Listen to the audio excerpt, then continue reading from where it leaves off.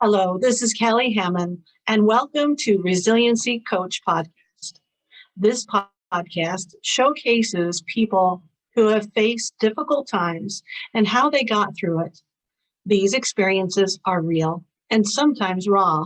The people who share their stories are here to tell you you're not alone in your struggle. They share the tools and resources they use in healing. If you're looking for solutions for getting tough times, contact us at www.resiliency.coach. So today, I'm interviewing my friend, BJ Blinston. BJ is a father of 5 adopted children, 3 of whom have special needs. Soccer is his pastime when he's not doing things with his family. So thank you so much, BJ, for being my guest today on my podcast. Thank you, Kelly. Happy to be here. And will you share your story with us? Sure. My story has 2 parts. So I'm kind of a double resiliency kind of person at this rate. When I was about 8 years old, I was exposed to pornography. I was out one day and found a stash of magazines and, curious 8-year-old, looked through them. Really didn't understand what I was seeing or anything, but my mind and body both reacted. And, when something's pleasurable, you tend to seek after it again. So I did. I went back to it several times and over the years, just, kind of kept that feeding going. Obviously, growing up, you learn more about things and understand things more. But, the initial exposure, I guess, trapped me, if you will. That also changed the way I thought of things, right? Seeing those pictures kind of what media can do to you is make you think the world is one way. And those pictures and the stories inside the magazines and other things, led me to think of things in a way that wasn't normal. And so I started looking at people differently, and I started thinking of scenarios and things differently. I kind of joke now that, if it was left up to that adult industry, when I take my dog on a walk for 45 minutes, I could end up with 3 encounters of that variety. It just gets into your head. So you can imagine, as a young man, growing up and having been exposed before puberty and then going through puberty, what that can do to you. About, I'd say a couple of years later, there was a second component that added onto it. I started to get bullied. I don't know why. I can take guesses, but it just seemed that I was ending up being the target of not only jokes, but other things, pranks and stuff that really affected my self-esteem. It kind of drove me to be in 2 worlds. One was this fantasy world that pornography could let you, fantasize about. And then the real world where you're interacting with family and school peers and church members and others in society. The bullying tended to increase over the course of 7th grade through pretty much all the way through high school. So I also retreated more and more into that fantasy world. The 2 never overlapped. However, like I said, when you're addicted to something, you constantly think about it. A lot of people don't think you can be addicted to sex, but when it's constantly on your mind, when you're looking at things through a different lens, and when you're acting in a way that is based on that, well, yeah, you're addicted. After high school, the bullying lessened, but the damage was there. I had a coworker once, before I addressed the bullying, that looked at me one day and he says, not everybody's out to get you. And that hit me hard. I was like, whoa, okay. Something's not right there either. I get ahead of myself a little bit. So going through college, I did a stint of 2 years out of the country doing missionary service in Chile, but never really resolved either of the two issues. I did find someone that I fell in love with when we got married. And as the bio says, we have 5 adopted children. We were unable to have children biologically. As we went through the process of getting ready for adoption, things kind of came to a head on the pornography addiction. And I finally decided, you know what? Can't raise kids being like this. It's just not good for them. It's not good for me. And you kind of get these visions of what could possibly happen as a parent and as the children if you're in this state. Probably the toughest thing I did was confess. My wife didn't know that I had that addiction, and confess that addiction to her was very, very difficult. That it could have been a marriage breaker, to be honest. But the key to everything was I wanted to change, and I committed to doing that change. So, and once you commit to the change and you take the steps, you can overcome it. So that's kind of where I started. That's kind of how I got to the point of, okay, what do I need to do to fix these things that I have in my head and in my life? Thank you so much for being so vulnerable as well as brave with your journey and your story. What tools did you use to be able to overcome that addiction? So, as part of the adoption process, right, we realized had to have something done. So, both of us went to therapy, actually. I went personally for me, and Cheryl came as support. The group we went to, they had it set up so that eventually the spouse or another member of the family who was supporting you could come in and give you the support, but they could also talk about their feelings, because, in a way it's a betrayal. So Cheryl was able to get her feelings out as well. But one of the things that they did that was very helpful was help me change the view I had of people. So it sounds weird, but when I looked at someone, right, especially females, the first thought was sex. It was of that nature. And it's like, that's the wrong way to look at someone. So what this group did was take an approach, and they talked about, now I'm religious, so this kind of fit in with everything else. They talked about, Adam and Eve being in the Garden of Eden, and Adam and Eve didn't have clothes. They were naked in the Garden of Eden, but God didn't see them as naked people. God saw them as his children and saw them for the potential that they had, and, the works that they could do that would be good. And that was the approach this therapy group used, was to look at people as people, not objects, see their potential, see that they can do good, and they could also help you do good. I think that more than anything was the trigger to start getting my brain to see things in a different light. It took a good 3 to 4 months. I mean, this is 20 years of being addicted and living in that dual world and everything. It took a good 3 to 4 months to get my brain rewired.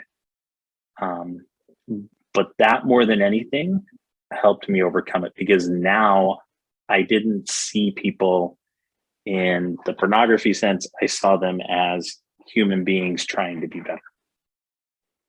That's great. I love that perspective, as seeing somebody as a human being that has needs, as well as that can help you and that you can help them. And as that went on, as that therapy went on, Did you feel that your relationship became closer or further from each other? We drew closer. Um, the spouse side of things, they tend to blame themselves in a lot of ways for um, you having the addiction. And the one thing that helped us draw together was me being able to look her in the eye and say, this has nothing to do with you. This has nothing to do with what you do and what you don't do. This has everything to do with me. There is nothing you could have done differently that would have changed it. It's do not beat yourself up for it. That, along with the group helping her understand that concept as well, helped her address the feelings she was having. And then it also helped us grow together because now she could see that it wasn't anything to do with her. And then she became that support.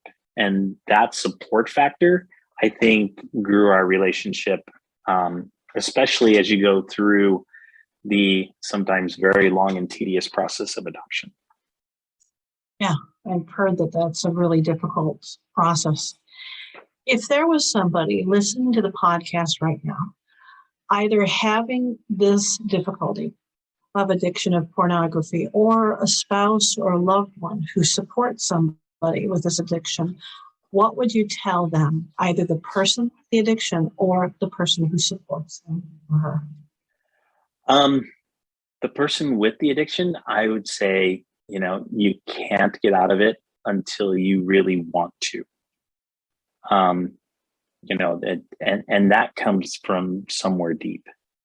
I think I was pretty much rock bottom when I finally figured that out. But you have to want it. You have to seek it. You can't have somebody else put you through the therapy. It won't work. You have to go do it yourself. On the other side, for those who have someone with the addiction, that understanding that it's not your fault. It's not anything you've done or anything you will do. That's their issue. The best thing you can do is love and support them.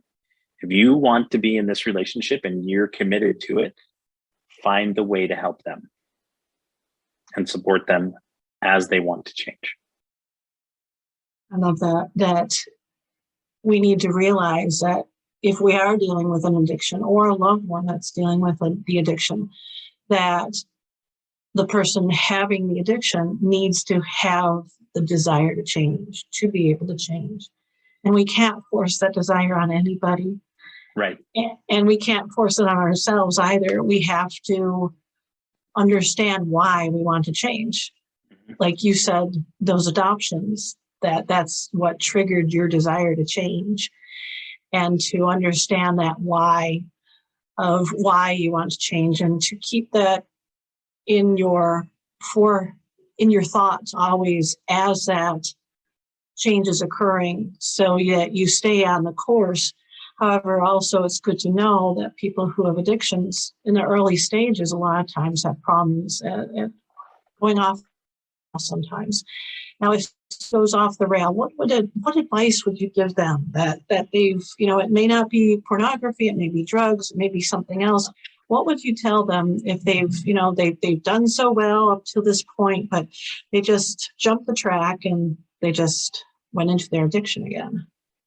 Yeah. So I'll talk a little bit about what we've done with our daughter. She also had some issues and things. And I don't know the exact origin of this. I believe it's Indian, Far Eastern Indian in nature. But basically, life's a circle. And on the circle, you're going around it. And sometimes you have a blip. So, that's going off the tracks. You can have a blip. You can have a moment of weakness. You can, relapse, if you will. But when you look at it, look at it as a blip. Don't look at it as there goes everything I ever worked on. There goes all the therapy. There goes all the things I've learned. There goes all the things I've done. It's all wasted. No, it was a blip. You made a mistake, right? You know how to take care of the mistake. You've already learned it. And I think that's the biggest thing. People talk about alcoholics and how, sometimes just even the smell of a drink can bring back the thoughts and everything. And it's the same with almost every addiction. You have those moments where, whether it's stress induced or whatever, that lead you towards thinking of doing it again. No one's immune to that. And that's the moment to utilize those tools you've been given and utilize the things that work to get around it. And if you fall, step back up, do the things that you know to do, and get yourself right. One of the things I've learned over the years is, and we've both taken classes from the same organization, and use a thing called declarations. Well, my declaration to help me with all of this is I control and manage my internal noise. So when those, moments come and things come in, that's the one I use, because then that temptation or that negative thought or that stress inducing, that centers me again. It's like, wait, I'm in control. Nothing else controls me. I'm in control. I can go forward. Wow, I love it. That control. So you just said you kind of have a model when that temptation comes along, that you are in control of yourself. What tools help you to get in control other than that affirmation? Are there other tools that you use? Yeah, so I have an AM PM routine that I use. It's really simple. It's 5 things in the morning you do every day and 5 things at night. And they span all aspects of you: physical, mental, and emotional. So for instance, in my morning one, again, being religious, there's prayer. I get exercise. I get some kind of mental stimulation. I have some puzzle games that I do every day. And it's just get my brain working kind of stuff. And then I do scriptures. And then, so those are the things. Every morning I do those. And then at night, it's kind of reversed. There's prayer again. I read through some things that have been given me. I have something called a patriarchal blessing, which gives me insight into who I am from God's perspective. I read through what I want my life to be. So I've written a future story in certain areas. This is what I want. So I read through it to help me remember that. I journal. And then to help me get everything off my mind, I read basically something out of a sci-fi fantasy book. Right now it's Wheel of Time books, but that's so every night I do that. So one, that helps me get back to sleep and take everything off my mind. So the stresses of the day go away at the PM routine. In the morning, it wakes me up. It gets my mind focused on the things that need to happen during the day and reduces distractions that could start my day off in a negative way. I love it. I love having that routine to get your mind focused on what you want and then refocus it at night with stressless activities that can put your mind to where it needs to focus, but also to relax also. We talked a little bit about the bullying, because that was another, almost 14, 15 years to get rid of that bitterness and everything else in there. The two together was the real struggle. I had to overcome both. And, and the second part, I didn't realize right away. And it caused, some more issues in relationship with the family until I figured that part out. It also led to what we talked about earlier with the affirmation that I have and getting into these other routines. So Awesome. So tell me more about the bullying then. Yeah, so I'll go back in time again a little bit. So like I said, the bullying started probably in earnest in seventh grade. Again, I don't know why. I have my theories, but who knows if they're right or not. I was good in a lot of things. So my theory is that being that good, people got jealous.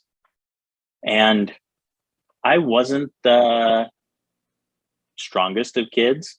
So I was kind of the skinny kid and everything else. So that probably made me an easier target. Um,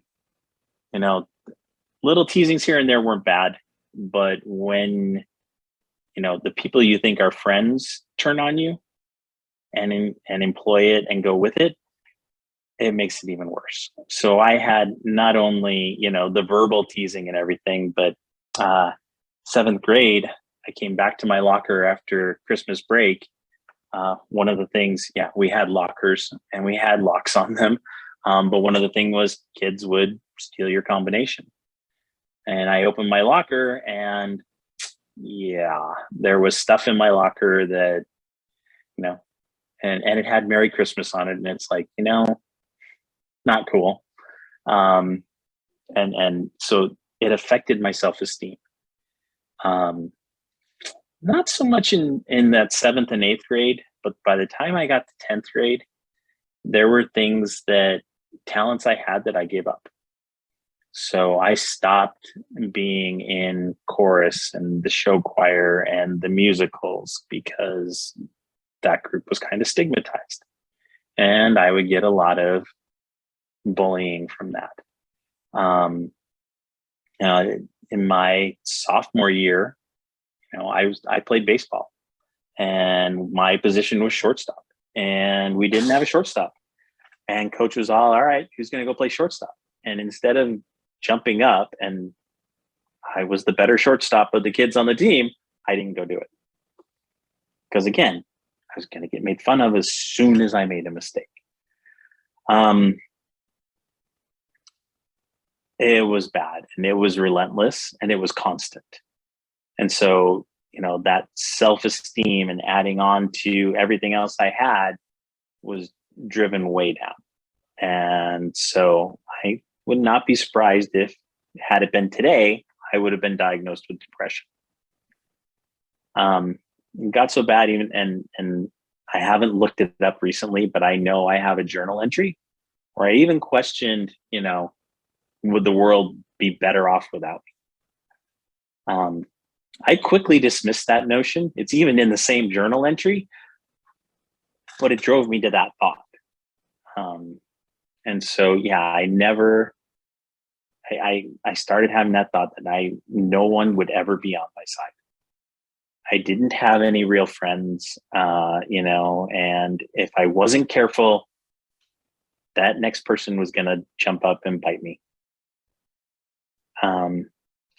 And that was bad. I mentioned earlier, right? That friend that I had right there working in college, not everybody's out to get you. Yeah, and I pretty much thought they were. So I didn't realize how deep-seated it was. We adopted 3, maybe we had 4 at the time. When and my wife was taken to a class called Queen of the Kingdom, offered by 3 Key Elements. And she went with her sister-in-law and they had an amazing time because it was all about, being feminine and being powerful and being strong. And I don't know if you've taken that one, but the Kim Duncan, who ran it, was amazing in it. From there, they had a couples course and, my wife and her sister signed us all up for that. We had no idea what to expect. And I went in there and here's Kim's husband, Kirk Duncan, doing these crazy things. And I'm like, what is going on here? But it started to help with those feelings that I had. And, I actually really got into it because then there are things that they learned. We talked about that affirmation earlier, led to declarations. just these little statements that help you look things more positively. That's where I learned to, when a negative thought comes in, kick it out, replace it with positive thoughts. Those kinds of things over the course of taking 5, 6, 7, I don't even know how many courses I took from this 3 key elements group, helped my brain get right with that situation. The one course that I think actually had a direct impact on those feelings was one called Break Free. Basically, they call you up if your name's chosen, and you get up there and you get to address an issue. And I addressed the bullying issue. And I remember, the way they set it up is they had people from the audience come up and represent different groups. So I had one represent my grandfather, my dad, my mom, I believe, and then the bullying group. And so your support team's here, where you want to be is up there. And then the bullying group was right in front of me. And I got to tell them off, tell them how I felt, tell them what it did to me, how many years it affected me. I could not believe how much bitterness was there and how deep it ran. But I was able to get it off my chest. I didn't have to directly address anyone in particular with it, which was good because you never know how somebody's going to react. And it didn't matter that the people who perpetrated it were there, because this was about me getting rid of that load that had been sitting in me, getting rid of that chip on my shoulder, and getting rid of that everybody's out to get me feeling. That's great. So this class really helped you through the process of getting rid of those negative emotions that were holding you back. Right. And are there any other tools that you used with taking care of the bullying? I think there's 2 other things. The journaling helps. And it doesn't have to be in your historical journal. When we think of journaling, a lot of times we think about writing down what happened during the day. Writing out those thoughts and feelings, just getting them on paper, again, getting them out of your system was big. There's another tool called Fades. So basically Monday through Friday, you write about, I'm fearful, I'm angry, I'm disappointed, I'm embarrassed, I'm sad. And then just kind of listing those out. And in reality, the biggest thing I had was holding in those feelings, not letting them show, keeping them all in, but then never releasing them. So the releasing of feelings is one of the ways to get over bullying. The other thing is helping my children understand that there's no place for it. There's no place for bullying. And one of my mottos as a dad is always be prepared to teach a lesson. Always look, and if there's a moment to teach, teach. So I will watch, and I have a jokester of a son, and he sometimes makes jokes, and I'm like, no, you just can't do that. We have season tickets to the local soccer team, and my 15-year-old daughter comes with me a grand majority of the time. It's her team as well. And there are times in the stands when people start saying stuff, especially about referees, and she'll start and I'll cut her right off. So basically helping them have that respect of other people and not, choosing to say or do things that will make them think less of themselves. I like that you're perpetuating the teachings that you wished that the people that had bullied you had been taught. And you're stopping it at the ground level. And you're creating a new generation that won't be cruel, but that will be kind and show humanity to their peers as well as other people.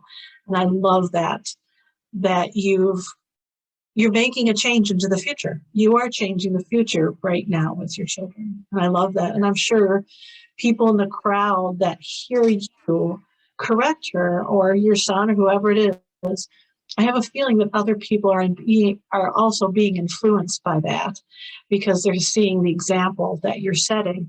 And, you know, sometimes adults need examples. It's not just the children. And one thing you learn as a parent is your kids can set an example for you, and they have done that. So That's awesome. I love it. And if somebody was dealing with the old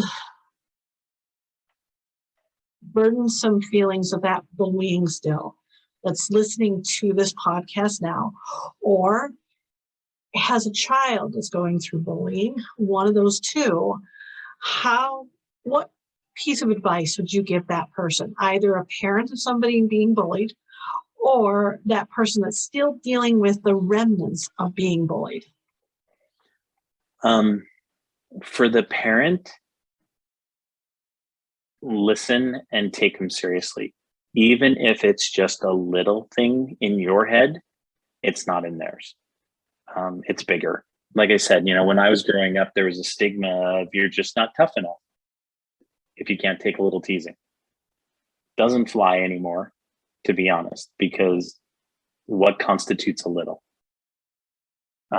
So as a parent, listen and help them get their feelings out, which is the part for the person who's dealing with it now.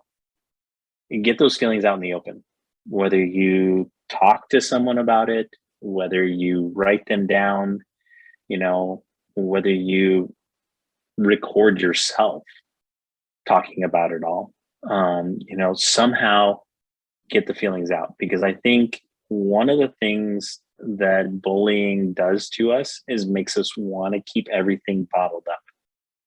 And eventually you're going to blow.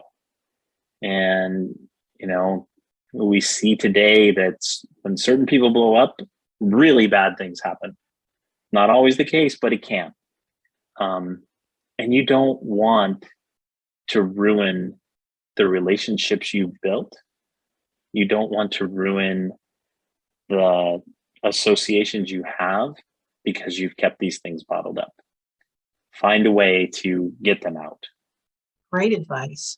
One of my friends who I've interviewed for the podcast also, she said she likened it to energy, that we all have energy in our bodies. We're composed of energy. And she said this energy has to go somewhere.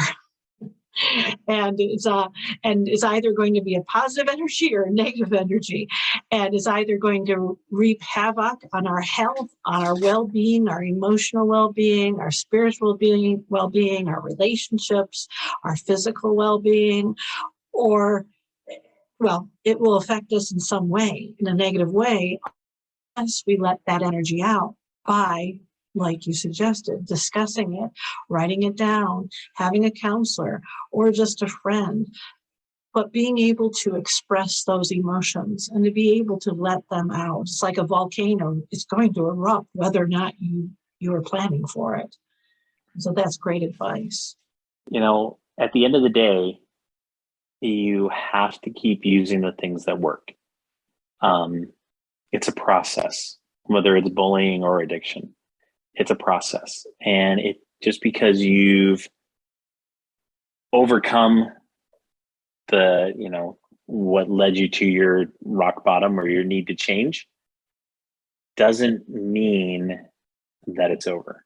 And you've got to keep doing those things that work. Keep finding ways to build your strengths. I mean, this year is one of those things, right? Because be honest, it's not easy for me to talk about this stuff with others, but I know that if I do, that it helps me to stay strong with regards to addiction and to also not let that bitterness and defeat of bullying affect me. That makes a lot of sense. There's a couple of pieces in that. There's the accountability piece, as well as the letting go piece, allowing it to be let go and hold, because we need the support.